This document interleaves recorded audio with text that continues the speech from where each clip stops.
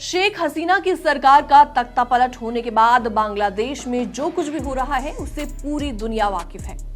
भारत के साथ भी अब बांग्लादेश के संबंध सामान्य नहीं रह गए हैं। अब इस पूरे मुद्दे पर भी अमेरिका का रिएक्शन सामने आ गया है। अमेरिका ने भारत और बांग्लादेश से अपने मतभेदों को शांतिपूर्ण तरीके से सुलझाने को लेकर अनुरोध किया है।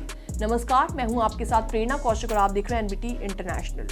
विदेश मंत्रालय के प्रवक्ता मैथ्यू मिलर ने अपने दैनिक संवाददाता सम्मेलन में ये जानकारी दी और साथ ही साथ भारत के विदेश सचिव की हाल ही में हुई बांग्लादेश की यात्रा पर पूछे गए सवाल के दौरान उन्होंने जवाब में कहा, हम चाहते हैं कि सभी पक्ष अपने मतभेदों को शांतिपूर्ण तरीके से सुलझाएं।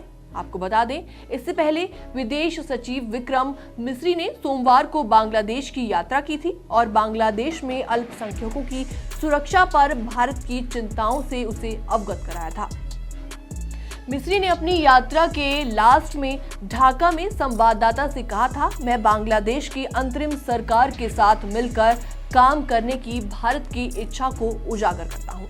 साथ ही साथ हमें हाल ही में कुछ घटनाक्रम और मुद्दों पर चर्चा करने का अवसर भी मिला और मैंने अल्पसंख्यकों की सुरक्षा और कल्याण के संबंध में चिंताएं भी जाहिर की। बांग्लादेश की पूर्व पीएम शेख हसीना ने भी देश की अंतरिम सरकार के मुखिया मोहम्मद यूनुस पर जमकर निशाना साधा। हाल ही में शेख हसीना ने अपनी पार्टी अवामी लीग के एक कार्यक्रम में ऑनलाइन शिरकत करते हुए कहा था कि मोहम्मद यूनुस ने बांग्लादेश को अराजकता में झोंक दिया है।